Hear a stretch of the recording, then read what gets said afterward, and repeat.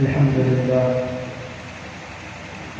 لله رب العالمين والعاقبة للمتقين والصلاة والسلام على سيد الأنبياء والمرسلين وعلى آله وأهل بيته وأصحابه وذرياته أجمعين أما بعد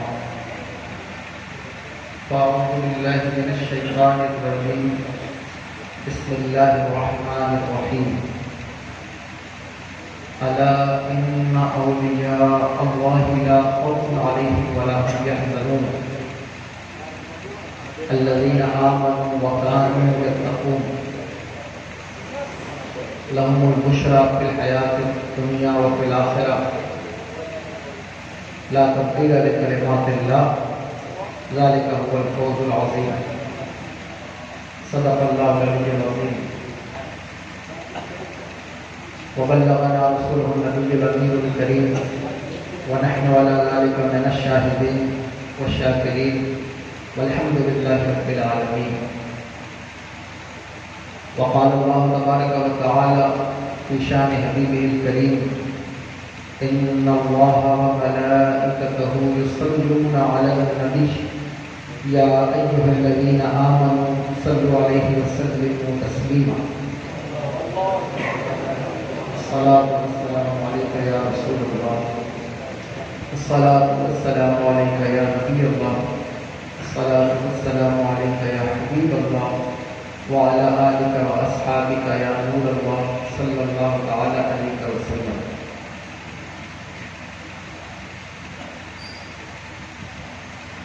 محترم المقام علماء کرام، حفاظ کرام اور طلاب العلم، جملہ معزز سامعین و حاضرین، عزیز بچوں، السلام علیکم ورحمۃ اللہ تعالی وبرکاتہ۔ اللہ رب العزت کا بے پناہ احسان ہے، اس کا فضل ہے، اس کی دی ہوئی توفیق سے ہم اور آپ آج کی اس خوبصورت نشست میں، اس بزم مقدس میں حاضری کی سعادت حاصل کر رہے ہیں۔ اللہ تبارک و تعالی ہم سب کی حاضری کو قبول فرمائے۔ جناب کرم فرما حضرت حافظ نواز صاحب قبلہ کی دعوت پر، ان کے حکم پر حاضری کا موقع ملا، اس بات سے خوشی محسوس کرتا ہوں کہ 11ویں شریف کے اس خوبصورت موقع پر ایک اچھی بابرکت سویلائز مہذب محفل میں حاضری کا شرف مل رہا ہے اور کچھ سنانے کا موقع ہمیں اور آپ کو اللہ نے یہاں باہم اکٹھا کر کے فراہم کر دیا ہے۔ میں کوئی اتنا بڑا عالم دین نہیں ہوں، نہ میں کوئی ایسا خطیب ہوں کہ کچھ آپ کی معلومات میں اضافہ کر سکوں، لیکن ایک طالب علم ہونے کی حیثیت سے کچھ باتیں اگر آپ سے کر سکوں گا، آپ سے گزارش کرتا ہوں کہ آپ میری طرف توجہ کریں اور جو بات میں آپ کے سامنے پیش کرنا چاہتا ہوں اس کو بغور ملاحظہ فرما لیں، یہ آپ کی کرم نوازی ہوگی۔ میں چاہتا ہوں کہ میں بھی نعت پاک کے چند اشعار حضور کی بارگاہ عالیہ میں خراج عقیدت کے طور پر پیش کروں۔ آپ میرے ساتھ مل کر درود پاک پڑھیں۔ اللہم صلی علی سیدنا محمد، اللہم صلی علی سیدنا محمد، اللہم صلی علی سیدنا محمد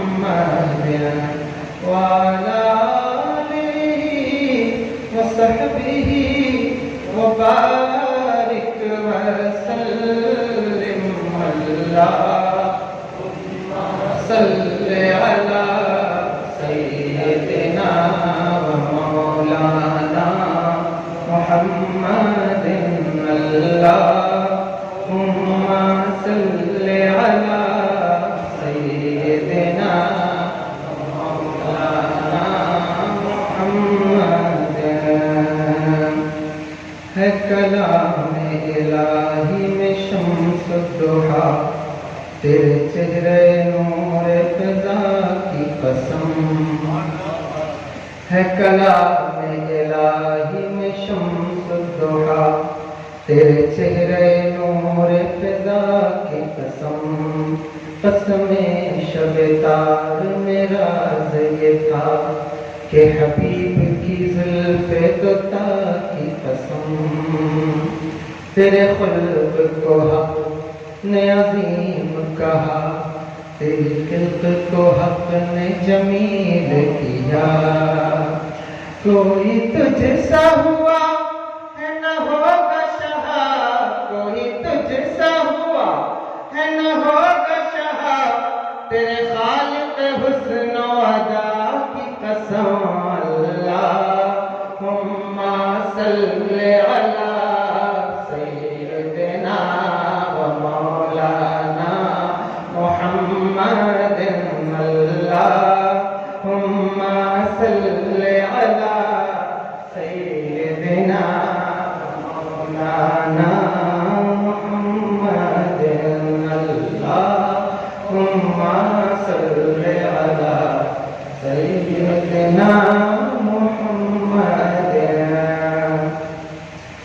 وہ خدا نے ہے مرتبہ تجھ کو دیا نہ کسی کو ملے نہ کسی کو ملا وہ خدا نے ہے مرتبہ تجھ کو دیا کسی کو ملے نہ کسی کو ملا کہ کلام مجید نے کھائی شہا کہ کلام مجید نے کھائی شہا تیرے شہر و کلام و بقا کی قسم اللہم صل علی سیدنا و مولانا محمد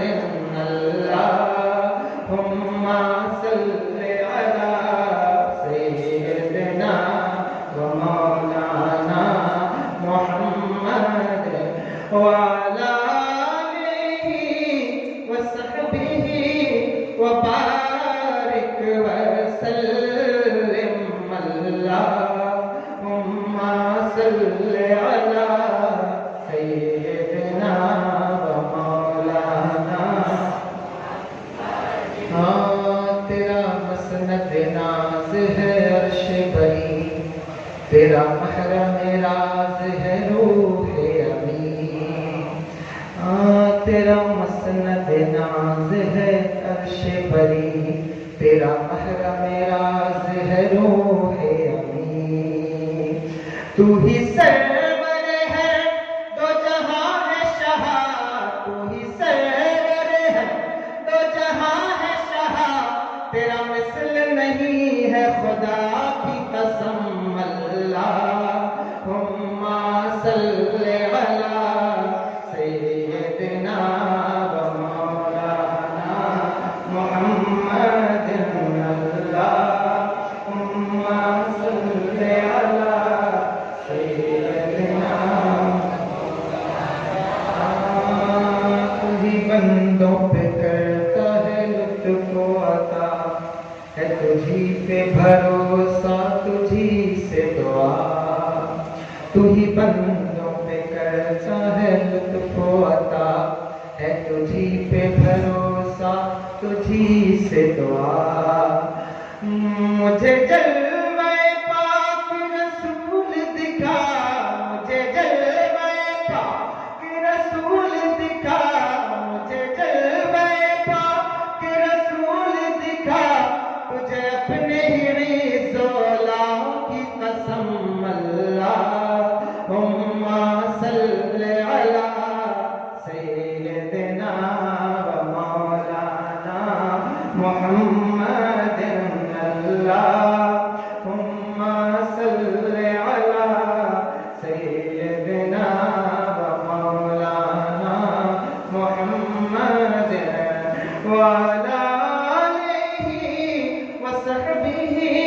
وبارك وسلم اللهم صل على سيدنا ومولانا. یہی کہتی ہے بلبل باغ جنا کہ رضا کی طرح کوئی سحر بیان. یہی کہتی ہے بلبل باغ جنا کہ رضا کی طرح کوئی سحر بیان.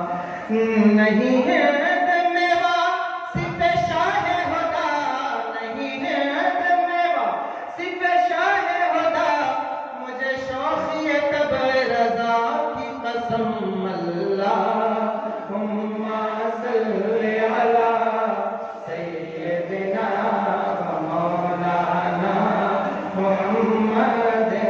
اللہم صل علی سیدنا مولانا محمد.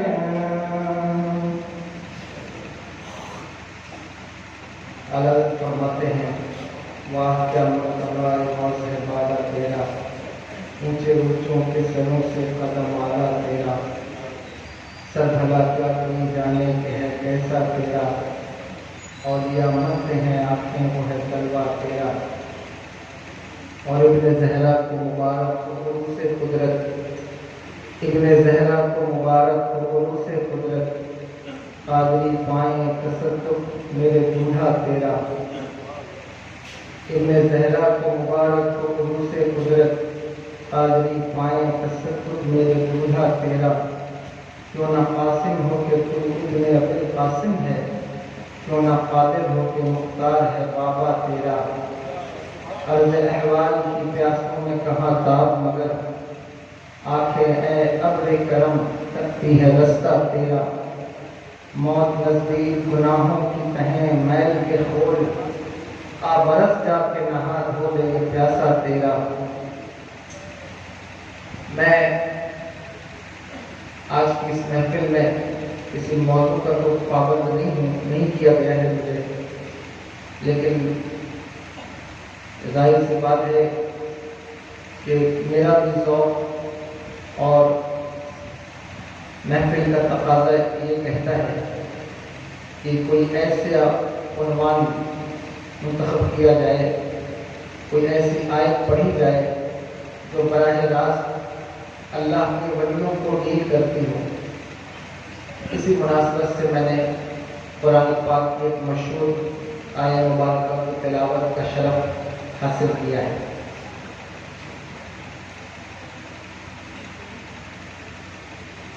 حضور غوث اعظم رضی اللہ تعالی عنہ کی جو پیدائش ہے، کیونکہ طلبہ بھی میرے سامنے بیٹھے ہوئے ہیں، اور بہت ضروری ہے کہ جب ہم کسی شخصیت سے عقیدت رکھتے ہیں، محبت رکھتے ہیں، تو اس کے احوال، اس کا خاندانی بیک گراؤنڈ، اس کا علمی قد اور اس کے احوال سے کچھ باخبر ہوں. اس لیے ضروری سمجھتا ہوں کہ آپ سب کو اس بات کا خیال رکھنا چاہیے کہ جس وقت حضور غوث اعظم رضی اللہ تعالیٰ عنہ تشریف لائے وہ وقت ایسا تھا، اور اس وقت ان کے شہر، ان کے قریے کے، ان کے ملک کے حالات کیسے تھے، کس سرزمین پر پیدا ہوئے. ایران کا مشہور علاقہ ہے جسے جیلان کہتے ہیں. یہ کیسپین سی، جس کو مختلف تلفظ کے ساتھ یاد کیا جاتا ہے، اس کا جو سیمی سرکل ہے، جو سمندر ہے، دنیا کا سب سے بڑا پیک سمندر ہے، دنیا کی سب سے بڑی جھیل بھی اس کو کہا جاتا ہے، کیسپین سی کو، جو یورپ اور ایشیا کے ملکوں میں بٹا ہوا ہے دونوں طرف، اور اس کا جو سیمی سرکل ہے اس کے ارد گرد 5 ملک بستے ہیں، جس میں جو ہے وہ ترکستان، ایران، آذربائیجان، کئی ملک ہیں جن کی سرحدیں اس سے ٹچ ہوتی ہیں۔ اسلام کا ایک کیریٹیریئر ہے موجم بلدان یعقوب حموی، انہوں نے ان سے جتنا ہو سکا ہر قریے کی، شہر اور گاؤں کی وجہ تسمیہ اس کے نام کی بیان کی ہے۔ آپ کو آواز کلیئر آ رہی، سمجھ میں آ رہی ہے باتیں؟ مجھے ایسا لگ رہا ہے کہ شاید آواز گونج رہی ہے، کیونکہ آپ کا رسپانسو ایٹیٹیوڈ محسوس ہونا چاہیے کہ آپ بات کو سمجھ رہے ہیں، یہ آپ کو کلیئر بات سمجھ میں آ رہی ہے۔ انہوں نے لکھا ہے کہ حضرت نوح علیہ السلام کی 4تھی پشت میں ان کے 2 پوتے، کیونکہ عابد نواز صاحب کے خلاف دعوت پرکاروں تشریف فرما ہے، علم الاجسام کے ماہر ہیں ماشاءاللہ، اور اس سے کافی زیادہ علم رکھنے والی شخصیت ہے، لیکن یہ بات آپ کی نالج کے لیے کہتا ہوں۔ انہوں نے کہا کہ حضرت نوح علیہ السلام کی 4تھی پشت میں ان کے 2 پوتے جیلان اور موغان یہ اس سرزمین پر آئے، یہ جو کیسپین سی ہے، جو سمندر ہے اس کے کنارے آئے، اور ایک اس کے مغربی ساحل پر آباد ہوئے، ایک اس کے جنوبی ساحل پر آباد ہوئے۔ تو ایران کے لوگوں کی زبان، انہوں نے اس کو اپنی زبان میں جیلان کو بدل کر کے گیلان کر دیا۔ کسی بھی غیر ملکی زبان کو جب آپ نیچرلائز کرنا چاہیں، اپنی زبان میں ڈھالنا چاہیں، تو اس کا ایک قاعدہ استعمال، جس طرح آپ اردو بولتے ہیں، اردو میں کسی غیر ملکی زبان کو آپ نیچرلائز کرنا چاہیں تو اس کا قاعدہ استعمال ہوتا ہے، اس کو کہتے ہیں تہنیت۔ جیسے آپ انگریزی بولتے ہیں یا نہیں بولتے؟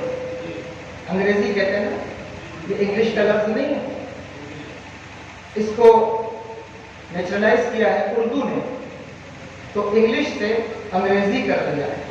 بہت سے الفاظ ہیں، جیسے آپ کہتے ہیں افراط و تفریق، یہ عربی کا لفظ ہے لیکن اس کو نیچرلائز کر لیا ہے اردو نے، کہتے ہیں افراتفری، کہتے ہیں یا نہیں کہتے؟ جیسے اس وقت آپ کر رہے ہیں افراتفری۔ تو اسی طرح فارسی میں کسی زبان کو نیچرلائز کرنا چاہیں، اس میں قاعدہ استعمال ہوتا ہے تفریق کا۔ تو ان لوگوں نے اس کو موغان سے بدل کر مقان کر لیا، اور جیلان والوں نے اسے گاف سے بدل کر گیلان کر دیا۔ اور جب حضور غوث الاعظم رضی اللہ عنہ بغداد تشریف لائے تو آپ سے پوچھا آپ کہاں کے رہنے والے؟ آپ نے کہا جیلان۔ تو انہوں نے پھر اس کو گاف سے بدل کر کے جو ہے وہ جیم سے گاف سے بدل کر کے جیلان کر لیا، کیونکہ وہاں گیلان ہو گیا تھا، پھر یہاں جیلان ہو گیا۔ اس لیے آپ نام سنتے ہیں تو کبھی گیلانی سنتے ہیں، کبھی جیلانی سنتے ہیں وہ جیلان ہو گیا، جیلانی۔ تو یہ اس نام کی ایک بیک گراؤنڈ تھی جو میں نے آپ کو ابتداءً جو میرے ذہن میں مستحضر تھی، میں نے آپ کو بتا دیا کہ یہ جب حضور غوث الاعظم رضی اللہ تعالیٰ عنہ پیدا ہوئے، تشریف لائے، تو یکم رمضان المبارک کو آپ کی ولادت ہوئی، اور جب ولادت ہوئی تو سحری کے بعد آپ نے دودھ نہیں پیا، تناول نہیں فرمایا۔ یہ ایسی چیزیں ہیں جس کو طلبہ کو بھی اور عوام الناس کو بھی خوب اچھے سے سننا چاہیے اور اس سے محفوظ کر لینا چاہیے کہ یہ کوئی ایسی بات نہیں ہے جس سے کوئی خطابت پہ کوئی رنگ چڑھایا جائے، بلکہ یہ ایک ایسی بات ہے کہ جو اہل سنت والجماعت کے عقائد کو براہ راست ڈیل کرتی ہے۔ اگر آپ اس بات کو توجہ کر جائیں اور اس کو سمجھ جائیں اور اس کی حجت شرعیہ ڈھونڈ لیں تو آپ کا جو عقیدہ ہے وہ کبھی کمزور نہیں ہوگا، اس میں ایک مضبوطی پیدا ہوگی۔ آپ سمجھیں گے کہ ہمارے یہاں بزرگوں کی جو کرامات ہیں وہ یوں ہی قصے کہانیاں نہیں ہیں، بلکہ ان کی کوئی حجت شرعیہ موجود ہے۔ پہلے دن سے آپ نے روزہ رکھا، دوسرے سال جب رمضان کا مہینہ آیا تو چاند کا جھگڑا پڑ گیا۔ اس سے پتہ چلتا ہے کہ چاند کا جھگڑا صرف اس زمانے میں نہیں پڑتا، اس زمانے میں بھی چاند کا جھگڑا پڑ جاتا ہے۔ بعض نے کہا چاند ہو گیا، بعض نے کہا نہیں ہوا، تو کہا کہ اشراف کے یہاں جو بچہ پیدا ہوا ہے اس نے پچھلے سال پورا روزہ رکھا ہے، اس سال بھی پتہ کرو کہ اس نے سحری کے بعد کچھ کھایا ہے یا نہیں کھایا۔ لوگوں نے پتہ کیا تو کہا کہ سحری کے بعد بھی غوث اعظم نے کچھ نہیں کہا، کچھ نہیں کیا۔ قوم نے روزہ رکھ دیا۔ 2-4 دن کے بعد پتہ چلا تحقیق سے کہ چاند ہو گیا ہوا تھا لیکن پاک کو نہیں دکھا۔ کہنا یہ چاہتا ہوں کہ آخر ایسا کیسے ہو سکتا ہے کہ ایک بچہ پیدا ہو اور پیدا ہوتے ہی وہ قانون خدا کا پابند ہو جائے؟ ایسا کیسے؟ یہ بات ایسی ہے کہ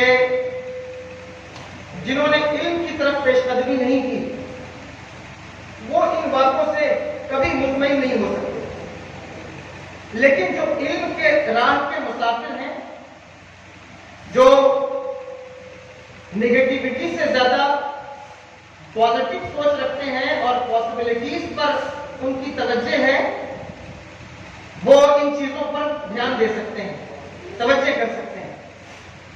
اور اہل سنت والجماعت کے لوگوں کو یہ لازم ہے کہ وہ اپنے بزرگوں کی کرامات پر حجت شرعیہ ڈھونڈیں، اس لیے کہ یہ وہ دور ہے جس دور کے اندر کسی خانقاہ، کسی ولی اور کسی بھی صاحب کرامت کو کے اوپر تان و تشنیع سے جو ہے وہ قوم خالی نہیں ہے۔ جس کو دیکھو وہ منہ اٹھا کر اولیاء پر باتیں کرتا ہے، خانقاہوں کی عظمتوں کو نیلام کرنے کے درپے ہے۔ تو ہماری ذمہ داری ہے کہ ہم ان چیزوں کو اپنے طور پر جتنا قوم کو سمجھا سکتے ہیں سمجھائیں اور اس کی جو دلیل ہم دے سکتے ہیں اس کو پیش کریں۔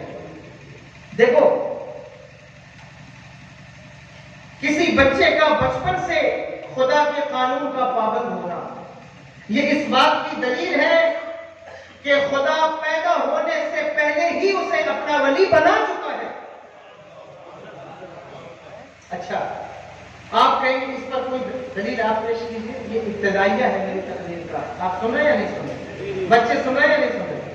اگر آپ کہیں گے میں تقریر بھی شروع کر سکتا ہوں، لیکن میں چاہتا ہوں کہ ایسی خوبصورت محفل ہے اور آپ بڑے مہذب انداز میں بیٹھے ہیں تو کوئی ایسی بات آپ سے کروں جو میرے لیے بھی فائدہ مند ہو اور آپ کے لیے بھی فائدہ مند ہو۔ یہ دلیل ہے اس بات کی کہ اللہ نے اسے پیدا ہونے سے پہلے ولی بنایا ہے۔ کیسے؟ آئیے قرآن سے پوچھتے ہیں۔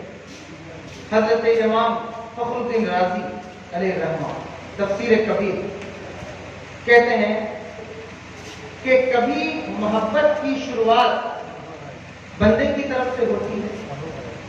ولایت کی اصل کیا ہے؟ جو اس میں مفہوم محبت ہے، وہی تو اصل ہے۔ کہا کبھی محبت کی شروعات بندے کی طرف سے ہوتی ہے اور کبھی محبت کی شروعات خالق کی طرف سے ہوتی ہے۔ کہا محبت کی شروعات بندے کی طرف سے ہوتی، کیا مطلب؟ کہا اس کی مثال جسے قرآن کہتا ہے قل ان کنتم تحبون اللہ فاتبعونی یحببکم اللہ۔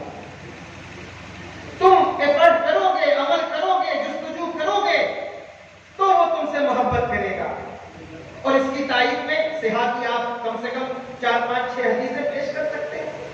کہ ولی دنیا میں آ کر ولایت کماتا ہے.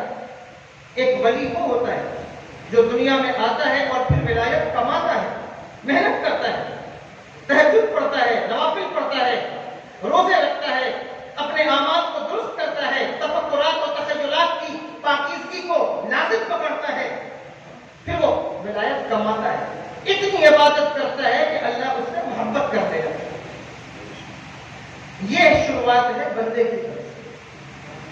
فرمایا دوسری مثال کا دوسری وہ کہ محبت کی ابتدا خالق کی طرف سے ہوتی ہے. اس کی مثال کا قرآن کہتا ہے یا ایھا الذین آمنوا ان یرتدا. کیونکہ میں حافظ نہیں ہوں، یہاں بہت سے استاد کرام بیٹھے ہوئے اور طلبہ میں بھی ہو سکتا ہے حافظ ہو. منکم عن دینہ الی آخری. کہا کہ اگر اے ایمان والو تم دین سے مرتد ہو جاؤ، دین چھوڑ جاؤ، اللہ کو ضرورت نہیں ہے. کہتا ہے تمہاری جگہ وہ ایک ایسی قوم لائے گا کہ جس سے وہ محبت کرے گا اور وہ اللہ سے محبت کرے گی. کا یہ ہے خالق کی طرف سے محبت کی ابتدا. تو ولیوں میں یہ دو کیٹیگریز تو ابتدان سیٹ ہو گئی کہ ایک وہ ولی ہے جو پہلے اللہ سے محبت کرتا ہے پھر اللہ اس سے محبت کرتا ہے، اور ایک وہ ولی ہے جو پیدا نہیں ہوا لیکن اس سے پہلے ہی اللہ اس سے محبت فرماتا ہے. پیدا ہونے سے پہلے کی بحث جب بھی چھڑتی ہے تو اس وقت جو ہے وہ لوگ جن کو علم تو ملا لیکن فیضان علم نہیں مل سکا، وہ اس مسئلے پر آ کر ڈبکیاں کھاتے ہیں اور وہ یہیں آ کر پرشن پیدا ہونے سے پہلے کی کیوں بات کرتے ہو. ہم کہتے ہیں کہ پیدا ہونے سے پہلے کی بات کیوں نہ کریں. ہم وہ قوم ہیں کہ جو زندگی کی بات کم کرتے ہیں، اس زندگی اس دنیا کی بات کم کرتے ہیں، اور ہم اس دنیا کے بعد کی بات زیادہ کرتے ہیں. ہم اس دنیا کی بات کم کرتے ہیں اور اس دنیا کی بات زیادہ کرتے ہیں. تو ہم اس پہلے کی بات کیوں نہ کریں. اب اگر آپ پیدا ہونے سے پہلے کی بات جیسے حضور غوث الاعظم رضی اللہ عنہ نے ارشاد فرمایا کہ میں نے دروغائے جہنم سے رجسٹر لے کر چیک کیا ہے اس کے ساتھ مل کر کہ میرے مریدوں کا نام جہنمیوں کی فہرست میں ہے یا نہیں ہے. اب اتنی بڑی بات میں کروں ممبر پر تو ظاہر ہے کہ میں اس کے ساتھ کوئی دلیل پیش کروں کہ خود فرمایا کہ میں نے جہنم کے دروغہ سے رجسٹر لے کر چیک کیا ہے کہ میرے مریدوں کا نام جہنمیوں میں ہے یا نہیں ہے. فرمایا الحمدللہ جو میرا سچا مرید ہے وہ جہنمی نہیں ہے. یہ بات میں نہیں کہہ رہا ہوں، یہ بات کہی ہے حجت الحق علی الحق شیخ عبدالحق محدث دہلوی نے، جس کو ہند کی سرزمین پر دیوبندی ہو، وہابی ہو، کسی مکتب کا آدمی ہو، سنی ہو، وہ انہیں اللہ اکبر ان کی کتاب پر ان کے عقائد پر متفق ہو جاتا ہے. سنیت کے چیپٹر میں ان کی کتاب کو ان کو معلم اول تسلیم کیا گیا ہے ہند کا. پہلی کتاب ہے ان کی جو سنیت کے عنوان پر ہند کی سرزمین پر عام تکمیل الایمان. اعلیٰ حضرت کا سب سے پہلا بات یہ ہے کہ انہوں نے تکمیل الایمان کا حاشیہ لکھا ہے. وہ شیخ عبدالحق محدث دہلوی فرماتے ہیں یہ حضور غوث الاعظم کا قول ہے. اب کوئی کہہ سکتا ہے کہ اس کی حجت شرعیہ کیا ہے کہ کوئی آدمی پیدا نہیں ہوا، ابھی دنیا میں نہیں آیا، اور اس سے پہلے ہی اس کا نام دیکھ کر پتہ لگا لے کہ صاحب وہ آئے گا، اس کی قسمت کیا ہوگی، اس کی تقدیر کیا ہوگی، وہ کدھر جائے گا، شقی ہوگا، بدبخت ہوگا کہ لائق ہوگا، ایمان والا ہوگا. یہ کیسے ممکن ہے؟ اس کی کوئی حجت شرعیہ ہے؟ تو اگر آپ توجہ سے اس بات کو سنیں تو میں بتاؤں. مواہب الدنیا شریف آپ کتاب کھولیے، روایت موجود ہے. میرے آقا سرور دو عالم صلی اللہ تعالی علیہ وسلم معراج سے تشریف لائے تو حضور نے ارشاد فرمایا کہ میں نے حضرت آدم علیہ السلام کو آسمان پر دیکھا کہ ایک تخت بچھا ہوا ہے اور حضرت آدم علیہ السلام اس پر جلوہ فراز ہیں ان کے داہنے جانب بھی لوگ بیٹھے ہیں، ان کے بائیں جانب بھی لوگ بیٹھے ہیں، یعنی ان کا میمنہ بھی اور میسرہ بھی ان کے ساتھ ہے۔ جب وہ داہنی طرف دیکھتے ہیں تو خوش ہوتے ہیں، مسکراتے ہیں، اور جب وہ بائیں جانب دیکھتے ہیں تو وہ روتے ہیں، تکلیف محسوس کرتے ہیں۔ میں نے استفسار کیا کہ آخر یہ کیا بات ہے، آپ داہنے جانب دیکھتے ہیں مسکراتے ہیں، بائیں جانب والوں کو دیکھتے ہیں روتے ہیں؟ فرمایا یہ جو داہنے جانب والے لوگ ہیں یہ قیامت تک آنے والے میری وہ اولاد ہے جو جنت کے مسافر ہوں گے، اس لیے ان کو دیکھ کر خوش ہوتا ہوں۔ یہ جو بائیں جانب والے لوگ ہیں یہ وہ لوگ ہیں جو نبیوں کا انکار کریں گے، بلکہ اپنی زبان میں کہوں تو یہ وہ لوگ ہیں جو دین میں کیڑے نکالیں گے، یہ وہ لوگ ہیں جو نبی کے معجزے کا انکار کریں، ولیوں کی کرامت کا انکار کریں گے، اور وہ جہنم میں جائیں گے۔ اس لیے ان کو دیکھ کر دکھی ہوتا ہوں، ان کو دیکھ کر تکلیف محسوس کرتا ہوں۔ پتا چلا کہ جو ابھی بنا نہیں، جس کے ابا کی بھی پیدائش نہیں ہوئی، اس کو حضرت آدم علیہ السلام کے سامنے پیش کیا گیا ہے۔ اگر یہ بات نبیوں کے لیے مان لی جائے تو پھر آپ کو یہ بات تسلیم کرنا ہوگا کہ ہر امت کا ولی اپنے نبی کے معجزے کا اختیار بدست کرامت رکھتا ہے۔ تو اگر نبی کا معجزہ، دیکھو ماں فوق الفطرت، خلق عادت، جو چیز کسی نبی کے ہاتھ سے ظاہر ہو اسے کیا کہتے ہیں بتائیے؟ آپ کو معلوم ہوگا، معجزہ کہتے ہیں۔ وہی چیز نبی کے آنے سے پہلے ظاہر ہو، نشانیاں گزریں، اس کا نام رکھا جاتا ہے ارہاسات۔ وہی چیز کسی ولی کے ہاتھ سے ظاہر ہو، اس کا نام رکھتے ہیں کرامت۔ وہی چیز کسی مومن صالح نیک متقی کے ہاتھ سے ظاہر ہو، اس کا نام رکھتے ہیں معونت۔ وہی چیز کسی جادوگر کے ہاتھ سے ظاہر ہو، اس کا نام رکھتے ہیں شعبدہ۔ وہی چیز کسی بددین بے دین گمراہ کافر کے ہاتھ سے ظاہر ہو، اس کا نام رکھتے ہیں استدراج۔ اور کبھی ایسا بھی ہوتا ہے کہ کوئی کام کرنے چلے، کام بنانے چلے اور اس کا الٹا ہو جائے، اس کا نام رکھتے ہیں اہانت۔ تو نبی کے لیے جو معجزہ مانا جائے گا، اس کے ولی کے لیے اس کو بطور کرامت تسلیم کیا جا سکتا ہے۔ اگر آپ توجہ کر رہے ہو تو میں اس کی دلیل دے دوں، چونکہ علمی بحث ہے، لیکن آپ میرا خیال ہے کہ سن رہے ہوں گے شاید۔ ہاں، اس کی اگر آپ نہ بھی کہیں تو مجھے کوئی مسئلہ نہیں، آپ اپنی ضرور کہیں، میں منع نہیں کرتا، لیکن یہ کہ آپ کا رسپانسو ایٹیٹیوڈ سمجھ میں آنا چاہیے۔ ہر دن جب آپ گفتگو کرتے ہیں نا تو آپ کے چہرے پر ایک ریل چلتی ہے، یا تو ہم خطاب کر رہے ہوں جلسوں میں تو وہاں مجمع کثیر ہوتا ہے، ہر کسی کو دیکھ نہیں سکتے، وہاں ہم اپنی بات مسلط کرتے ہیں اور کر کے چلے آتے ہیں۔ لیکن ایسی محفلیں، ان محفلوں کے اندر فائدہ یہ ہے کہ بہت اچھے سے آپ جو ہے وہ ریڈ کر سکتے ہیں، سمجھ سکتے ہیں کوئی بندہ میری بات سمجھ رہا ہے یا نہیں سمجھ رہا ہے۔ تو عرض یہ کر رہا ہوں کہ آپ دیکھیں قرآن کہ جو نبی کے لیے معجزہ پاسبل ہے وہ اس کے ولی کے لیے، اس امت کے ولی کے لیے اس کی پاسبلٹیز ہیں۔ حوالہ سنیے، سورہ یاسین شریف پڑھیے۔ اللہ کہتا ہے کہ وَضْرِبْهُمْ مَثَلًا أَصْحَابَ الْقَرْيَةِ إِذْ جَاءَهَا الْمُرْسَلُونَ إِذْ أَرْسَلْنَا إِلَيْهِمُ اثْنَيْنِ فَكَذَّبُوهُمَا فَعَزَّزْنَا بِثَالِثٍ فَقَالُوا إِنَّا إِلَيْكُمْ مُرْسَلُونَ قَالُوا مَا أَنْتُمْ إِلَّا بَشَرٌ مِثْلُنَا۔ اب واقعہ آپ کو بتاتا ہوں۔ حضرت عیسیٰ علیہ السلام کے دو نمائندے، علامہ محمود آلوسی جن کی کتاب ہے تفسیر روح البیان، روح المانی، وہ لکھتے ہیں کہ حضرت عیسیٰ علیہ السلام کے امت کے دو ولی، انہوں نے ان کو ولی لکھا ہے، اور بھی مفسرین ہیں کہ وہ ولی تھے۔ وہ انطاکیہ بستی کی طرف گئے، وہاں ایک بادشاہ گمراہ ہو رہا، اس کی قوم گمراہ ہو رہی تھی، وہ گئے۔ حضرت عیسیٰ علیہ السلام نے انہیں بھیجا تھا، جاؤ۔ ان کے نام میں اختلاف ہے، بعض صادق، صدوق یا اور مفسرین، آپ کا جو ذوق ہو آپ اسے قبول کر لیں، لیکن مفہوم یہی ہے جو میں بیان کر رہا ہوں کہ حضرت عیسیٰ علیہ السلام نے انہیں بشارت دی خواب میں کہ تم انطاکیہ کی طرف جاؤ یا اس بستی کی طرف جاؤ کہ جہاں لوگ شرک میں مبتلا۔ وہ دونوں گئے، جانے کے بعد وہاں انہوں نے تبلیغ دین شروع کر دی۔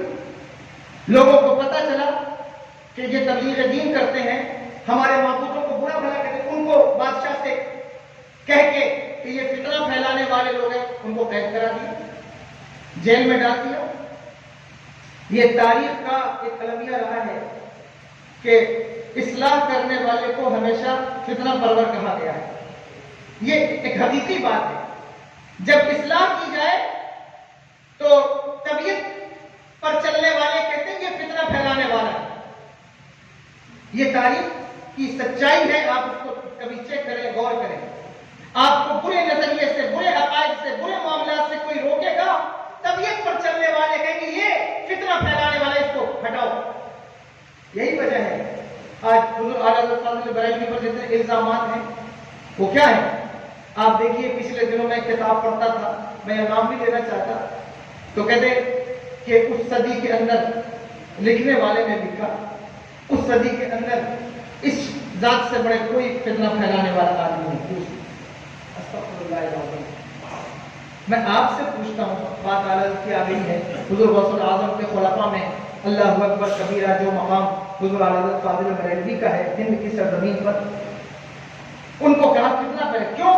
اس لیے کہ طبیعت سے روک کر شریعت کی طرف لگایا ہے، اس لیے ان کو فتنہ پھیلا تھا۔ آپ مجھے بتائیے، آپ کی عدالت میں یہ بات کہتا ہوں، میرا ذوق نہیں ہے یہ بات کرنے کا، لیکن آپ سے پوچھتا ہوں کہ آپ بتائیں کہ اللہ کو جھوٹا کہنے والے فتنہ پرور ہیں یا اللہ کو سچا کہنے والا فتنہ پرور ہے؟ نبی مر کر مٹی میں مل گئے، یہ زبان فتنہ ہے، یا سرور کہوں کہ مالک و مولا کہوں تجھے یہ فتنہ ہے؟ فتنہ کیا ہے؟ تو یہ آپ غور کیجئے گا، ان کو کہا یہ فتنہ پرور لوگ، ان کو قید کر دیا۔ تو تیسرے حضرت عیسیٰ علیہ السلام کی امت کے ولی، ان کو بھیجا اس قوم کی طرف۔ وہ آئے، انہوں نے دیکھا ماحول ٹھیک نہیں ہے، انہوں نے بادشاہ کی قربت اختیار کی، کسی طرح اس کے رائٹ ہینڈ بن گئے، قریبی ہو گئے، اس کے مشیر اعلیٰ بن گئے، اور بادشاہ اعتماد کرنے لگا۔ جب اس کے متوجہ خاص ہو گئے، بادشاہ اعتماد کرنے لگا، تو ایک دن انہوں نے کہا کہ آپ کی سلطنت میں کسی پر ظلم تو نہیں ہو رہا؟ آپ کی سلطنت میں کسی پر کوئی زیادتی تو نہیں ہو رہی؟ آپ اس کو پڑھ لیں، تفسیر جلالین روح المعانی، یہ جتنی تفسیر کبیر میں جو نام لے رہا ہوں میں ذمہ دار ہوں۔ انہوں نے کہا نہیں کوئی ظلم نہیں ہو رہا، کہا میں نے سنا ہے کہ 2 بے گناہ لوگوں کو آپ نے قید کر دیا ہے۔ بادشاہ نے کہا نہیں وہ تو فتنہ پھیلانے والے، ان کو بلائیے، ان سے پوچھیے کہ وہ کیا فتنہ پھیلاتے ہیں۔ ان کو بلایا گیا، ان سے کہا کہ بتاؤ آپ کا کیا ہے مسئلہ؟ انہوں نے کہا ہم تبلیغ دین کرتے ہیں، شرک سے روکتے ہیں، حضرت عیسیٰ علیہ السلام کے ہم نمائندے ہیں، ان کی امت کے ولی ہیں۔ بادشاہ نے کہا تمہارے پاس کوئی دلیل ہے؟ کہا بے شک دلیل ہے۔ کہا کیا دلیل ہے؟ کہا دلیل یہ ہے کہ جس طرح ہمارا نبی مردوں کو زندہ کیا کرتا تھا، ہم بھی مردوں کو زندہ کر دیا کرتے ہیں۔ یہ میں اگر آپ کو صوفیوں پر اعتبار نہ ہو تو میں صوفی کی کتاب سے نہیں بتاتا، مفسرین کی کتاب سے بتا رہا ہوں۔ کہا ہم مردوں کو زندہ کر دیں۔ بادشاہ کے وزیر کے بیٹے کا انتقال ہوا تھا، اس نے کہا مردوں کو زندہ کر دیتے ہو تو میرے وزیر کا بیٹا لایا جائے اور لا کر ان کے سامنے جائے، کہا اگر تم مردوں کو زندہ کرتے ہو اس کو زندہ کرو۔ توجہ ہے یا نہیں توجہ؟ کہا اس کو زندہ کرو۔ کہا زندہ کریں۔ ان دونوں نے ہاتھ اٹھا دیے، یا اللہ میرے نبی حضرت عیسیٰ کے صدقے جس طرح تو نے ان کے قدموں سے مردوں کو زندگی دی ہے، ہم ان کے وسیلے سے دعا کرتے ہیں اس کو بھی زندگی دے دے۔ ابھی یہ دعا کر کے ان کے ہاتھ چہرے پہ نہیں آئے تھے کہ وہ مرنے والا بچہ اٹھ کر کے بیٹھ گیا، اور جیسے ہی اٹھ کر کے بیٹھا اس نے پہلی بات یہ کہی، اے بادشاہ ان تینوں کی بات مان لے، یہ تینوں سچے ہیں، ان تینوں کا کہا مان لے، یہ تینوں سچے ہیں۔ بادشاہ نے کہا کہ میں تو 2 کو جانتا ہوں، یہ 3 کون ہیں؟ کہا یہ جو تیسرا تیرے ساتھ کھڑا ہے یہ تیسرا ہے۔ کہا کیا مطلب؟ کہا مطلب یہ ہے کہ جب میں مر گیا، دنیا سے چلا گیا، تو میں نے دیکھا کہ یہ 2 لوگ یہاں ہاتھ اٹھا کر دعا کر رہے ہیں، اور ان کا نبی حضرت عیسیٰ ان کی دعا پر آمین کہہ رہا ہے۔ ان کی دعا پر آمین کہنے کے بدلے میں اللہ نے مجھے زندگی عطا فرما دی ہے۔ اب میں آپ سے پوچھتا ہوں برسرا والوں، وہ حضرت عیسیٰ علیہ السلام کی اولاد میں سے نہیں تھے، وہ حضرت عیسیٰ علیہ السلام کے امت کے اولیاء میں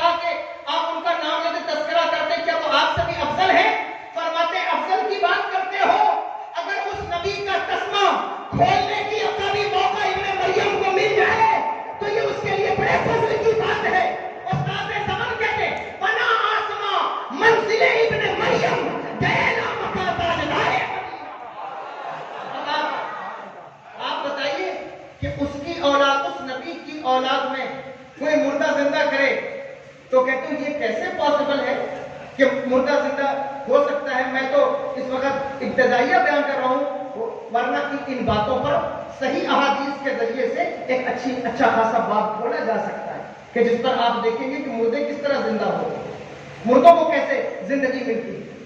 اللہ اکبر کبیرہ۔ تو یہ جو موضوع ہے یہ بہت اہم ہے اس دور کے اندر، جو سوشل میڈیا کا دور ہے، کیمرے کا دور ہے، جو ہے وہ ٹیکنیکل باتوں کا دور ہے، انجینئروں کا دور ہے، صاحب جو ہے وہ فتنہ پھیلانے والوں کا دور ہے، نوجوانوں کی ذہن سازی وہ سوشل میڈیا کے پلیٹ فارم سے کرتے رہتے۔ اگر اس دور میں آپ ایسی مجلسوں میں نہ بیٹھے اور علماء کی صحبت نہ اختیار کی، آپ کے عقیدے کی دیوار کب گرے اس کی کوئی گارنٹی نہیں ہے۔ اس لیے آپ یہ مت سوچا کریں، بعض اوقات اچھا ایسا ہوتا ہے اپنے ہی لوگ طلبا مدرسے سے پڑھ کر آئے تو کہنا شروع کر دیتے، ارے خطیبوں کا کام ہے صاحب، وہ بیان کرتے ہیں مردے زندہ کیے، مرغی زندہ کی، یہ کیا، کہ کیا بیان کرتے ہو؟ میں کہتا ہوں اللہ کے بندوں، اللہ کا خوف کرو، اللہ سے ڈرو، یا تو پھر اعلان کر دو کہ تمہارا اہل سنت و جماعت سے کوئی تعلق نہیں۔ یہ الگ بات ہے کہ عمل پر اور جو ہے وہ زور دیا جائے، اس میں کوئی حرج کی بات نہیں ہے، ضروری ہے، لیکن اس کا یہ مطلب نہیں کہ عقیدہ کمپرومائز کر لیا جائے۔ یہ کون سی کتاب میں تم نے پڑھ لیا ہے کہ بزرگوں کی زندگی، ان کی کرامت اور ان کی جو ہے وہ اللہ پر عظمت پر حرف آتا رہے اور تم عمل کو درست کرتے رہو؟ یہ بات ٹھیک نہیں۔ اس لیے کہتا ہوں کہ آپ کو اس موضوع پر بھی بہت ضروری ہے کہ آپ ان چیزوں کو سمجھیں، غور کریں کہ بزرگوں کی کرامتیں قصہ کہانیاں ہیں یا اس کی کوئی حجت شرعیہ موجود ہے۔ حضور غوث الاعظم رضی اللہ عنہ کے بارے میں انور علی شاہ لولابی، ان کی شرح ہے بخاری پر فیض الباری، دیوبند کے بہت بڑے مدرس اور ایسا قوت حافظے والا انسان، میں نے تو ان کے بارے میں نہیں پڑھا اتنا، لیکن اپنے شیخ سے سنا کہ ایسا حافظے والا انسان کہ کسی دوسرے ملک میں جائے، ایک مرتبہ کوئی کتاب دیکھے تو لوٹ کر آئے تو کتاب لکھ ڈالے، ایسا قوت حافظے والا انسان۔ انہوں نے لکھا ہے کہ مجھے اس بات پر تجسس تھا کہ کیا مردے زندہ ہو سکتے ہیں، کیا کسی ولی کے ہاتھ سے مردہ زندہ کیا جا سکتا ہے؟ انور علی شاہ لولابی یہ دیوبند کے آدمی ہیں جن کا تذکرہ کر رہا ہوں، جن کی کتاب کا، ان کی کتاب فیض الباری فی شرح بخاری، کہتے ہیں مجھے تجسس تھا کہ کیا مردے زندہ ہو سکتے ہیں؟ کہتے ہیں کہ میں نے اس مسئلے پر بہت کوشش کی لیکن مجھے کوئی بات نہ مل سکی، کوئی سمجھ میں نہیں آیا، تو میں نے بہجت الاسرار کے اندر علامہ شتروفی کو پڑھا اور میں اس کو معتبر نہیں مانتا تھا، تو میں نے اس کے 35 طرق نکالے کہ یہ بات ٹھیک ہے یا نہیں ٹھیک ہے۔ پھر میرے جا کر میرے دل کو اطمینان ہوا کہ یہ بات بالکل صحیح ہے کہ اللہ جس کو چاہے اس کے ہاتھ پر مردوں کو زندگی عطا فرمائے۔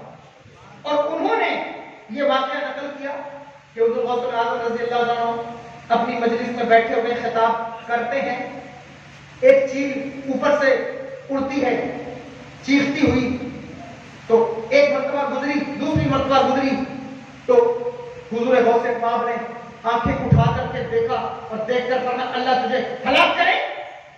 وہاں بیٹھنے والوں میں ابن الجوزی بھی ہیں، بڑے بڑے محدثین ہیں، وہ کہتے ہیں، علامہ شتروفی کی روایت کوٹ کر رہا ہوں، وہ کہتے ہیں کہ وہ چیل وہاں سے آ کر زمین پر گری، لیکن ہم قسم اٹھا کر کہتے ہیں کہ وہ زمین پر گرنے سے نہیں مری، بلکہ جس وقت غوث پاک نے کہا تجھے ہلاک کرے اسی وقت وہ ہلاک ہو گئی۔ ادھر زمین پر آ کر مرتی تو تڑپ کر مرتی، لیکن زمین پر آئی تو مر کر آئی۔ کہتے ہیں تھوڑی دیر کے بعد مجلس ختم ہوئی، حضور غوث الاعظم اٹھے اور جب فلائے مسجد تشریف لائے، دیکھا ایک چیل گری ہوئی ہے، کہا یہ کیسے گر گئی؟ کہا بندہ نواز آپ ہی نے تو فرمایا اللہ تجھے ہلاک کرے۔ کہا اچھا، تو فرمایا تم باذن اللہ کے حکم سے کھڑی ہو جا، تو وہ اڑ کر اڑنے لگی۔ یہ میں کس کی بات کوٹ کر رہا ہوں؟ انور علی شاہ لولابی، جن کی کتاب ہے فیض الباری فی شرح بخاری، انہوں نے اس بات کو لکھا۔ بہجت الاسرار کے اندر علامہ شتروفی کا بہت بڑا مقام ہے اس سلسلے میں۔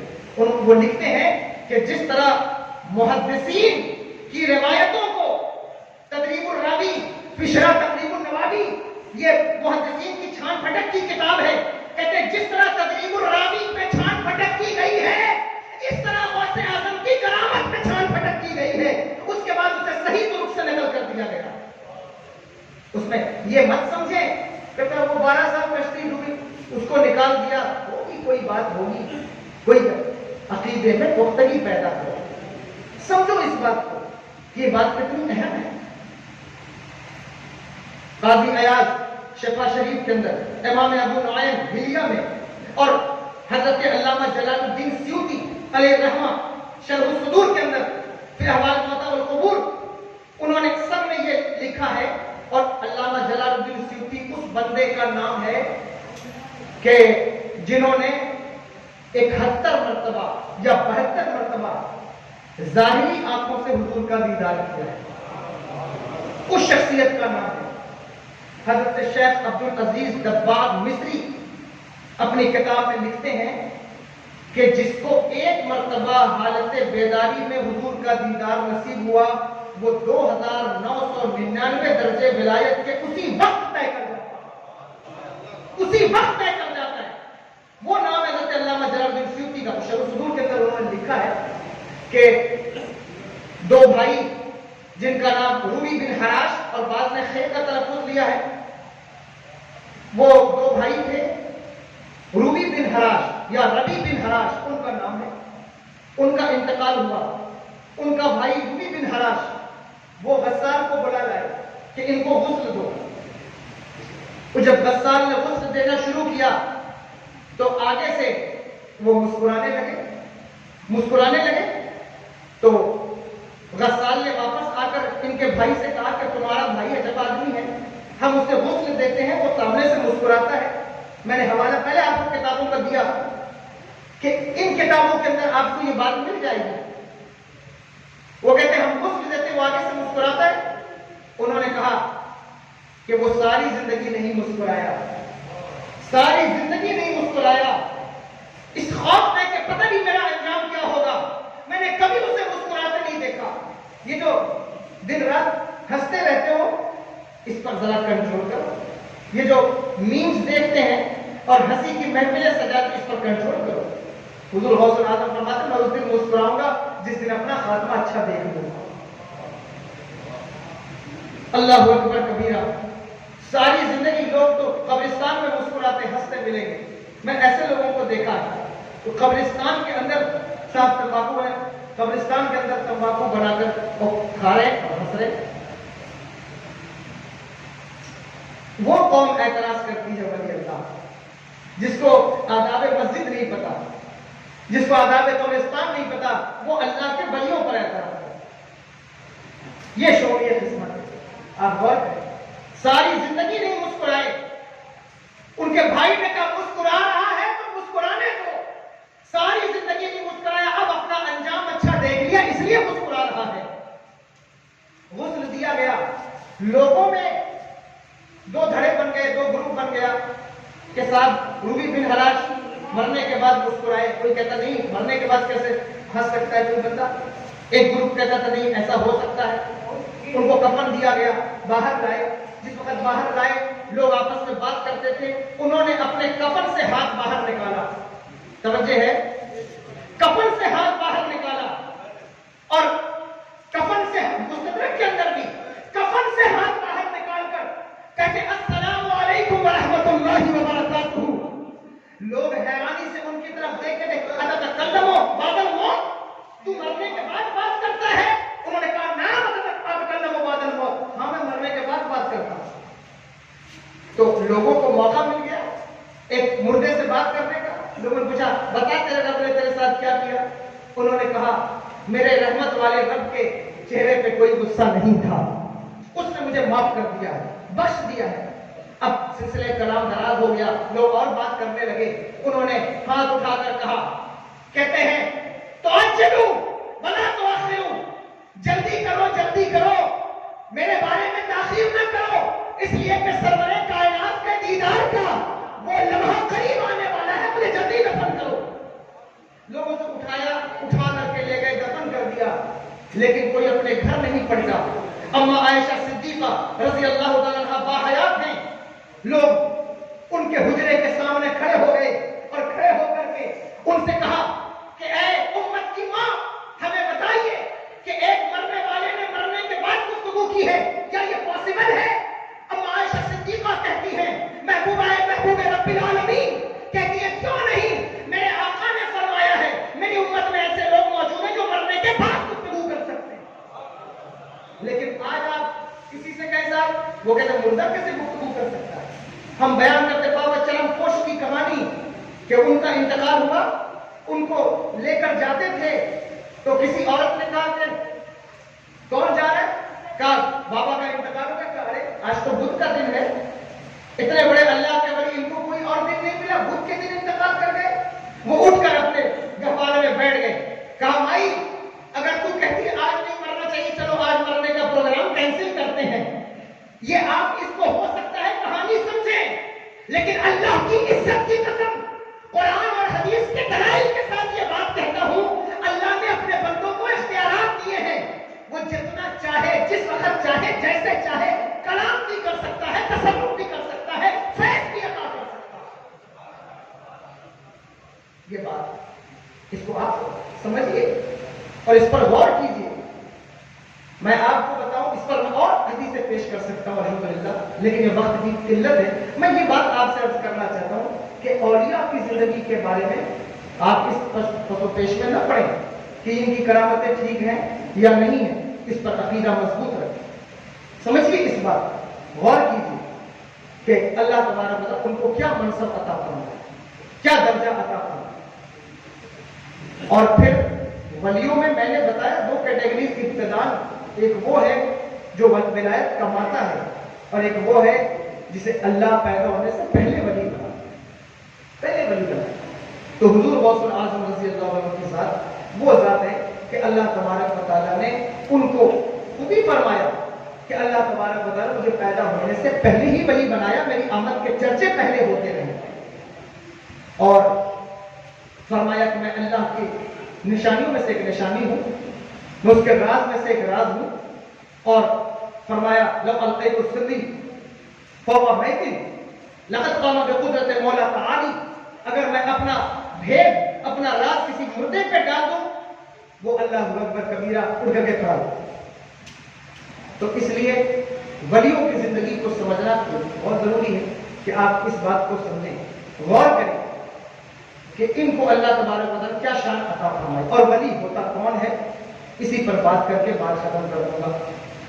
जो मैंने आयत पढ़ी है, आइए उस पर थोड़ी देर कुछ गुफ्तगू करता हूँ कि वली होता कौन है और वली कहते किसे हैं। सुन रहे हैं आप? नहीं सुन रहे? फरमाया सूरह यूनुस की गलबत आयत करीमा है जो मैंने पढ़ी, फरमाया अला, अला हर्फ तंबीह है।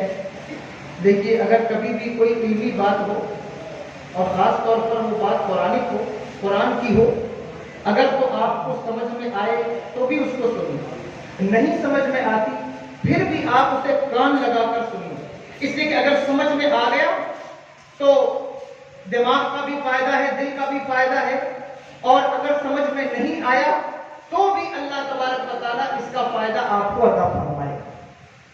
इसलिए आजकल आप देखेंगे कोई भी खतीब हो, मैं तो बहुत छोटा तालिब इल्म हूं, मेरी कोई हैसियत नहीं, लेकिन कोई भी इंसान इल्मी बात करते हुए डरता है कि पता नहीं लोग सुनेंगे नहीं सुनेंगे, तो उसकी मार्केटिंग का भी मसला है उसके साथ, उसको पर डे है, तो इसलिए वो बात नहीं करते क्योंकि लोग सुनते नहीं। लोग कहते हैं पता नहीं किसको बुलाया, साहब क्या बात कर रहे थे, वो तो सब बाउंसर गई, कोई समझ में नहीं आया। लेकिन अल्लाह चाहेगा आपको समझ में आएगा जो मैं कहना चाहता हूँ, क्योंकि महफिल में एक नूर छा रहा है और हुज़ूर गौसुल आज़म रज़ियल्लाहु अन्हु की 11वीं है। अल्लाह उनके इल्म का, उनकी विलायत की खैरात अता फरमाए हम सबको। हम ये बात कर रहे हैं, अल्लाह अकबर, समझ में आए तो भी, न समझ में आए तो भी सुनिए। इसलिए देखो, इमाम सिबवै बहुत बड़ा नाम है ना, नहव के अंदर सिबवै का बहुत बड़ा नाम है। मैंने उनके बारे में पढ़ा है, जब उनका इंतकाल हुआ तो किसी वली ने उनको ख्वाब में देखा, देखकर कहा कि सिबवै तुम्हारे साथ क्या हुआ? उन्होंने कहा अल्लाह ने मुझे माफ कर दिया। कहा क्यों माफ कर दिया? कैसे माफ कर? तुम्हारा तो कोई अमल ऐसा नहीं था, बज़ाहिर सारी जिंदगी लफ्जों से खेलते रहे, लफ्जों की उधेड़ बुन में लगे रहे, और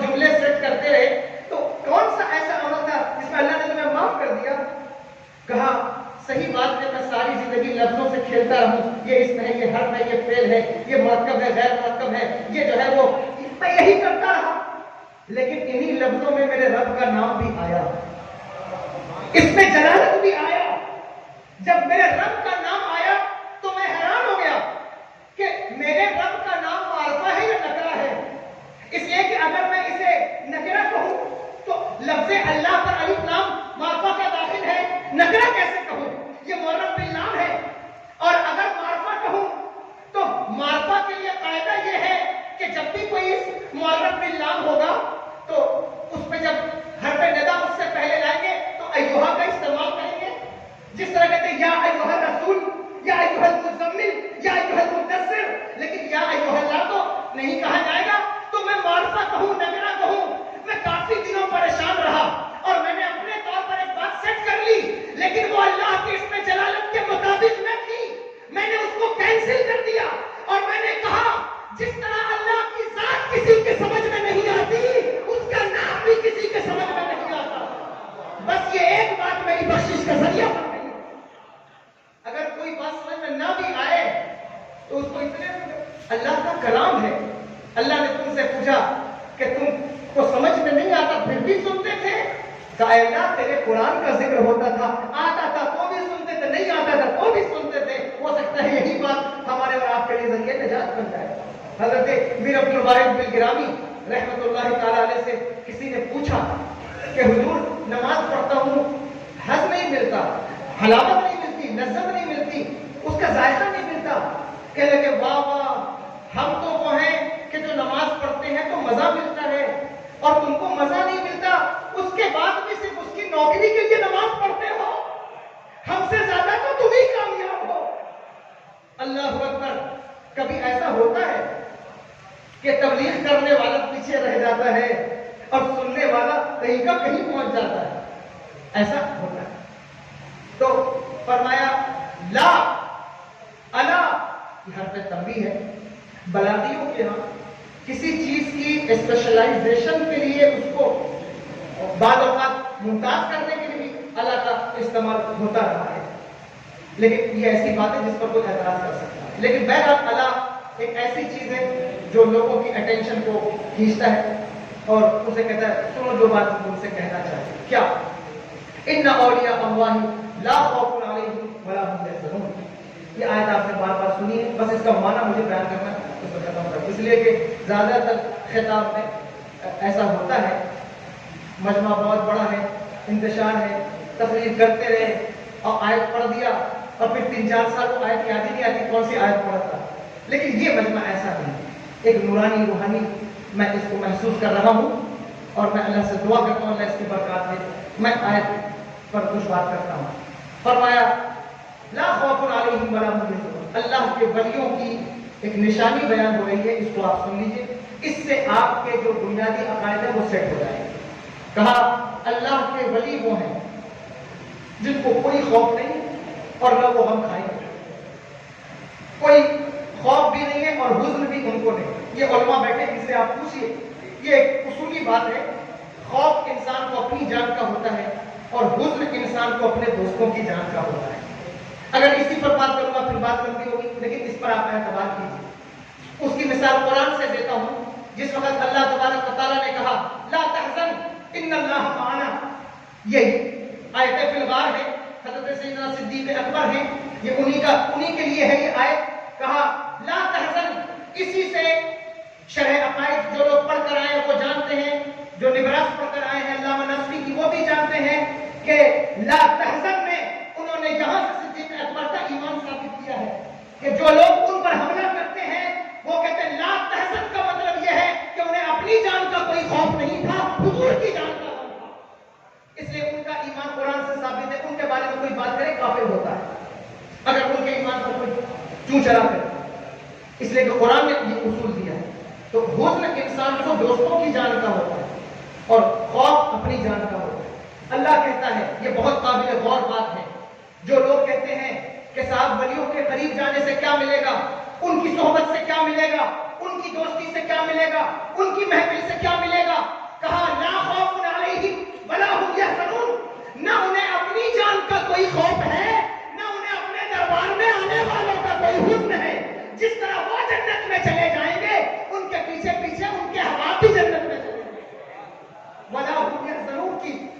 قریب ہوتی ہے کہ جو ان سے جڑے گا وہ سچا بن کے نیت کو اخلاص کو درست کر کے وہ بھی جنت میں چلا جائے. اسی لیے غوث اعظم نے فرمایا کہ جو میرا کوئی نمائندہ جس تک پہنچا وہ مرید ہوا اور نہ پہنچ سکا لیکن مجھ سے محبت کرتا تھا وہ وہی ہوگا جہاں میں ہوں. آپ پوچھیں گے ایسا کیسے ہو سکتا ہے کہ جہاں وہ ہوں گے وہاں ہم بھی ہوں گے؟ اس کی حجت شریعہ حدیث سے. حضور کی بارگاہ میں ایک صحابی آئے, ان کا نام خمار ہے. آ کر کے کہتے ہیں کہ یا رسول اللہ قیامت کب آئے گی؟ حضور نے کیا فرمایا؟ قیامت کے بارے میں پوچھتے ہو, قیامت کی تیاری کیا کی ہے؟ ان کا جواب سنیے. انہوں نے کہا حضور میرے پاس روزہ نماز صدقات زیادہ نہیں ہے. پتہ چلا عمل کی کمی ہے. کہا روزہ نماز یہ تو میرے پاس زیادہ نہیں ہے لیکن یا رسول اللہ میں اللہ اور اس کے رسول سے محبت کرتا ہوں. کہا یہ نہیں کہا کہ عمل نہیں ہے پھر جنت میں جانے کا خواہش مند کیوں ہے. کہا عمل نہیں ہے کوئی بات نہیں, جو جس سے محبت کرتا ہے میدان محشر میں اسی کے ساتھ ہوگا. فرمایا غوث اعظم جو مجھ سے محبت کرتا ہو میرے ساتھ. تو فرمایا نہ انہیں اپنی جان کا کوئی خوف ہے نہ اپنے ماننے والوں کوئی حضور اللہ. اچھا اس میں ایک اور خاص بات, اگر اولیاء کو کسی کا خوف نہیں تو کیا انہیں اللہ کا بھی خوف نہیں؟ بولیے خوف ہے, اللہ کا خوف ہے. اچھا مجھے بتاؤ سچی دوستی ہونے میں کیا یہ شرط نہیں ہے کہ خوف نکل جائے؟ اگر میں حضرت سے کہوں بالفرض یہ مجھ سے بڑے ہیں علم میں عمر میں عمل میں, لیکن سمجھانے کے لیے کہتا ہوں کہ میری ان کی پکی سچی دوستی ہے اور مجھے ہر وقت ان سے خوف لگا رہے کہ پتہ نہیں کب یہ میری گردن مار دے, پتہ نہیں کب یہ میرا موبائل چھین لے, میرا سرمایہ لوٹ لے, تو دوستی تو سچی نہ ہوئی. سچی دوستی کا مطلب یہ ہے کہ خوف جاتا رہے, خدشات ختم ہوتے رہیں. تو آپ کہتے ہیں ولیوں کو اللہ کا خوف ہے تو پھر دوستی سچی کیسے ہوئی؟ اگر دوست ہی دوست کی جان لے, جیسے حضرت ابراہیم علیہ السلام کے پاس ملک الموت آئے, انہوں نے پوچھا کدھر آئے ہو؟ کہا قبضے روح کے لیے. کہا آرا آئی تا خلیل یومی تو خلیل ہو. تم نے دیکھا ہے کبھی کہ کوئی دوست اپنے دوست کی جان لیتا ہے؟ یہ تمہیں مشاہدے میں ہے؟ انہوں نے کہا نہیں ہے تو بات نہیں دیکھی کبھی کہ کوئی دوستی اپنے دوست کی جان لے. کہا جاؤ میرے مالک سے کہو یا تو اعلان خلت واپس لے لے یا پھر میری جان چھوڑ دے, اس لیے کہ میں اس کا دوست ہوں. فرشتے واپس کے کہتے ہیں اے میرے مالک تیرا بندہ تو یہ بات کرتا ہے. اللہ اکبر کبیرہ. اللہ نے کہا جاؤ میرے بندے میرے دوست خلیل سے کہو کہ ٹھیک ہے کوئی دوست اپنے دوست کی جان نہیں لیتا, لیکن اگر کوئی دوست کی جان طلب کرے تو وہ اتنی گفتگو بھی تو نہیں کرتا, جان پیش بھی تو کر دیتا ہے. وہ آئے گا ٹھیک ہے اب یہ بات ہے تو چلو. تو اگر خوف ہے تو دوستی سچی کیسے ہوئی؟ یہ سن لیں, خوف کی دو قسمیں ہیں, ایک ہے خوف ضرر اور ایک ہے خوف مفید.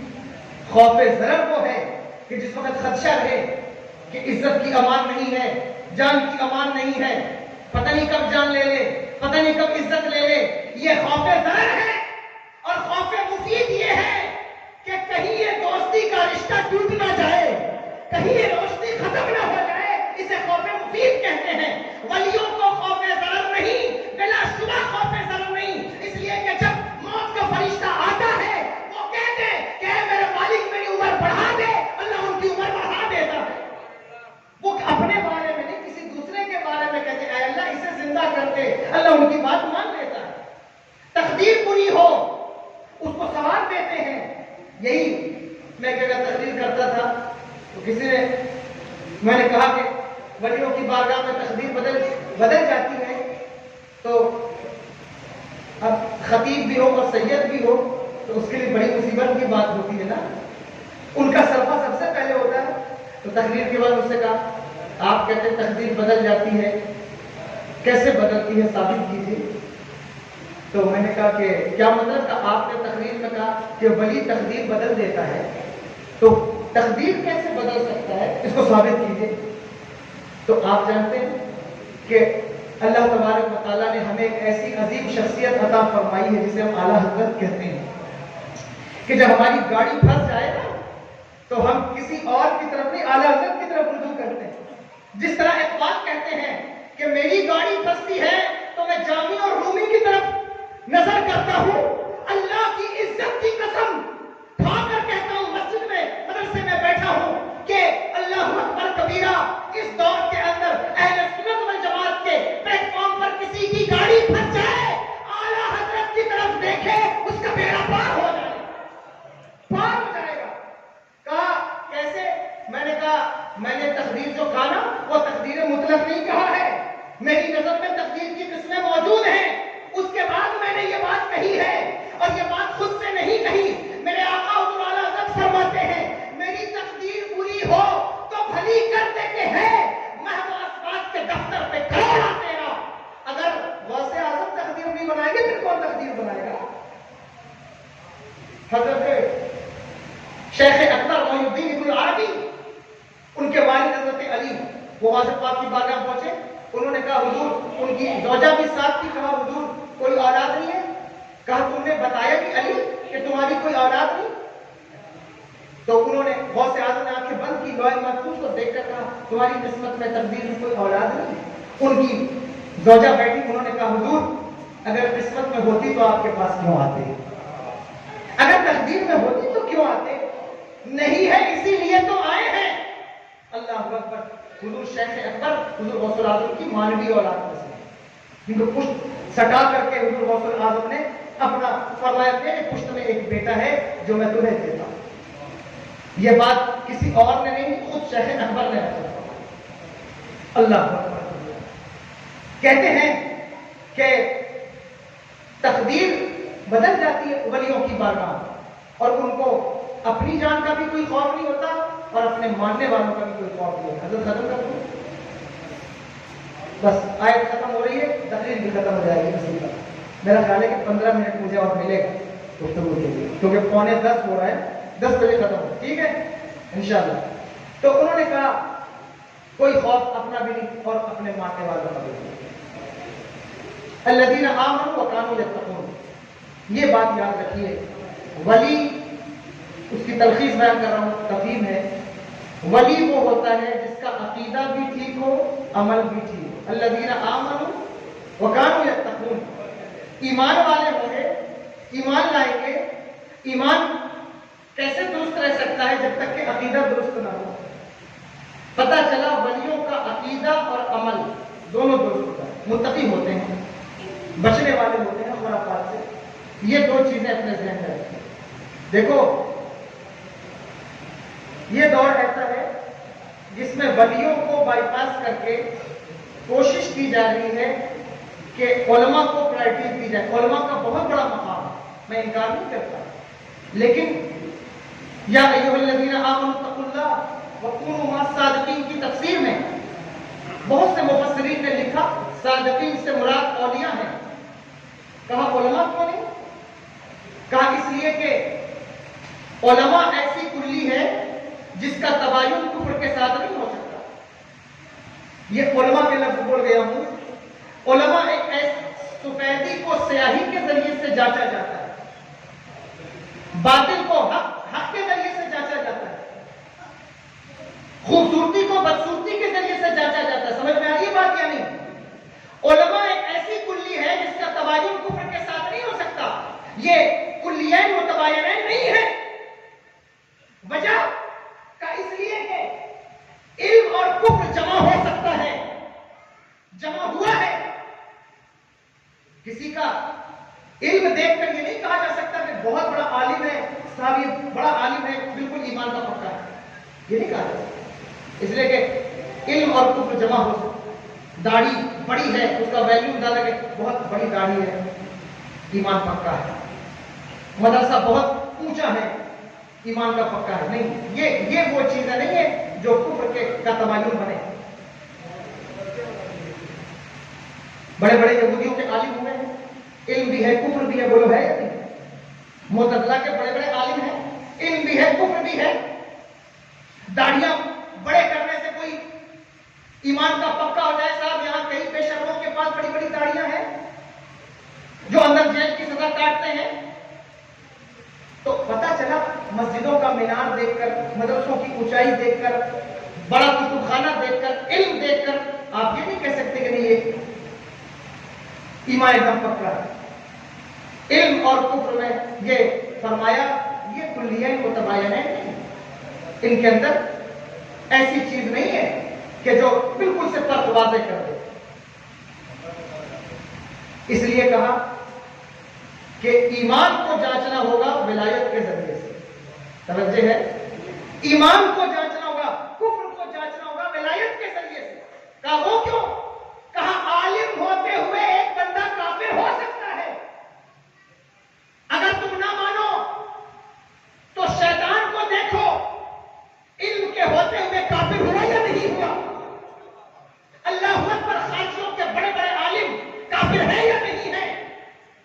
اس لیے علم اور کفر جمع ہو سکتے ہیں, لیکن خدا کی اس کائنات میں کوئی ایک مثال پیش کرو کہ ایک ہی وقت میں ولی بھی ہو اور کافر بھی ہو, نہیں پیش کر سکو گے. اگر یا تو ولی ہوگا یا تو کافر ہوگا. جس ڈیرے پر ولایت آئے گی وہاں کفر نہیں آئے گا, جہاں کفر آئے گا وہاں ولایت نہیں آئے گا. اس لیے کفر کو جانچنا ہوگا ولی کے ذریعے سے. جو ولی کو جو بائی پاس کر رہے ہو, ایک جگہ تقریر کرتا تھا, آیت پڑھی میں نے, فَاسْأَلُوا أَهْلَ الذِّكْرِ إِن كُنتُمْ لَا تَعْلَمُونَ, پوچھو ان سے جو جاننے والے ہیں, اور اگر تم نہیں جانتے تو میں نے کہا جاننے والے سے مراد یہاں صرف علماء نہیں ہے. اب میں نے اس نہیں کہا, لیکن یہ کہ علماء نہیں ہے پھر اور کون ہے؟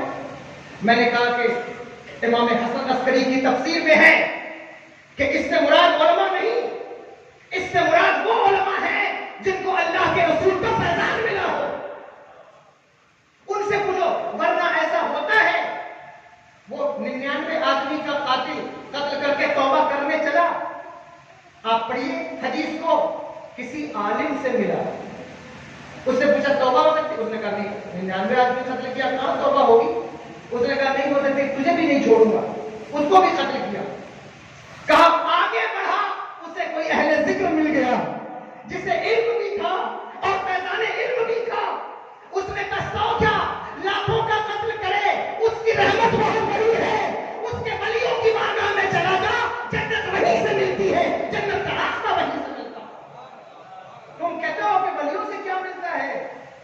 یہ تو حدیث ہے نا کہ جنت وہ تو پہنچا بھی نہیں, ولیوں کی بارگاہ تک پہنچا بھی نہیں, اور راستے میں ملک الموت آتے ہیں, روح نکل گئی, فرشتے کہتے جہنم میں لے جاؤں, کہتے جنت میں. یہاں سے دربار ولایت کی شان ظاہر ہوتی ہے. اللہ نے کہا زمین ناپو, اے اللہ کیا تجھے نہیں معلوم کہ وہ کدھر سے قریب ہے کدھر سے دور ہے؟ اللہ کہتا زمین ناپ تاکہ پتہ چلے میرے اولیاء کے درباروں کا مقام کیا ہے, غوث اعظم کا مقام کیا ہے, غریب نواز کا مقام کیا ہے. کہا زمین ناپو, اور ناپ کے بتایا کہ یہ میرے ولیوں سے قریب ہے. یا اللہ قریب ہے کیا مطلب؟ کہا جو میرے ولیوں سے قریب ہوتا ہے اسے جنت جاتے ہیں لے جاتے ہیں, جہنم نہیں لے جاتے. کہا اس لیے کفر کو ولایت کے ذریعے سے جانچو, جہاں ولایت ہوگی وہاں کفر نہیں ہوگا. سمجھے؟ علم دکھانے, آپ بڑے بڑے مسلک کے دعوے دار ہیں صاحب, کہتے ہیں اہل سنت والجماعت کہتے ہیں ہم ہی حق پر ہیں. کیا دلیل ہے آپ کے پاس کہ آپ ہی حق پر ہیں اور سارے فرقے بددین ہیں؟ کیا دلیل ہے؟ میں کہتا ہوں دلیل ہم نہیں دیں گے, دلیل تمہیں دینا ہے اپنے حق ہونے کی. اس لیے کہ جو اپنے مسلک کے حق اور سچ ہونے کا دعویٰ کرے اسے اپنی جماعت میں مدرسے نہیں دکھانے, مسجد نہیں دکھانی, کتب خانے نہیں دکھانے, بڑے بڑے عالم نہیں دکھانے. جو سچا ہونے کا دعویٰ کرے اسے اپنی جماعت میں والی بغداد دکھانا ہوگا. جو سچا ہونے کا دعویٰ کرے اسے اپنی جماعت میں خواجہ اجمیر دکھانا ہوگا, شیخ صاحب الدین اور صحابتی دکھانا ہوگا. جو سچ ہونے کا دعویٰ کرے اسے اپنی جماعت میں باوجود زکریا ملتانی دکھاؤ, چراغ دہلی دکھاؤ, قطب الدین بختیار کاکی دکھاؤ, یہ دکھانا ہوگا. یہ نہیں دکھا سکے تو تمہیں ماننا ہوگا کہ جن کی صفوں میں یہ موجود ہے وہی طبقہ حق پر ہے, وہی طبقہ سچ پر ہے. اس لیے کہا الذین آمنوا وکانوا یتقون, ولی وہ ہوتا ہے جس کا عمل بھی اور اس کا عقیدہ بھی ٹھیک ہوتا ہے. سمجھ میں آگے بات ہے؟ اس کا عمل اور عقیدہ کا عمل بھی ٹھیک. عمل خراب ہو جائے اسی سے جان لو یہ ولی نہیں ہو سکتا. شریعت کے خلاف عمل ہے ولی نہیں ہو سکتا. کیسے ولی ہوگا؟ ایک انگلی میں 15 انگوٹھی پہنتا ہے تو کہتے بال بڑھا کے پیروں تک بال ہیں. یہ عمل ولایت کا نہیں ہے. اور جس کے بارے میں حضور نے فرمایا لوگ دوسرے جو ہے وہ درجے کی طرف چلے جاتے ہیں. آقا نے فرمایا رب اشعث اغبر مدفوع بالابواب لو اقسم علی اللہ لابرہ. یہ وہ لوگ ہیں صاحب، ان کا بیان آج تو میں نہیں کر سکتا لیکن آپ اس پر سن سکتے ہیں کبھی کہ وہ کون لوگ ہیں کہ جو جن کے کپڑے میلے ہیں، جن کے بال گرد آلود ہیں، ان کی پہچان کیا ہے. وہ الگ ایک ٹاپک ہے. وہ یہ نہیں ہے کہ وہ 15 انگوٹھیاں پہنتے ہیں اور صاحب ان کے بال جو ہے وہ کمر سے نیچے. اگر بال بڑے کرنے سے کوئی مجذوب بنتا، جتنے کیرل والے تیل بیچ رہے سب مجذوب بن جاتے ہیں. اگر سونا چاندی لاد لینے سے مجذوب بنتا ہے کوئی، تو ہندوستان میں بڑے بڑے ایسے سنگر آئے جو سونا چاندی لاد کر پھر لوگ مجذوب بن جاتے ہیں. ایسا نہیں ہے. ان کا عمل بہترین ہوتا ہے، عمل خوبصورت ہوتا ہے. ان کا عمل دیکھ کر کے لوگ ان کے قریب ہو جاتے ہیں. اللہ اکبر کبیرہ. اس لیے فرمایا ولی وہ ہے جس کا عقیدہ بھی ٹھیک، جس کا عمل بھی ٹھیک. بات سمجھ میں آ گئی؟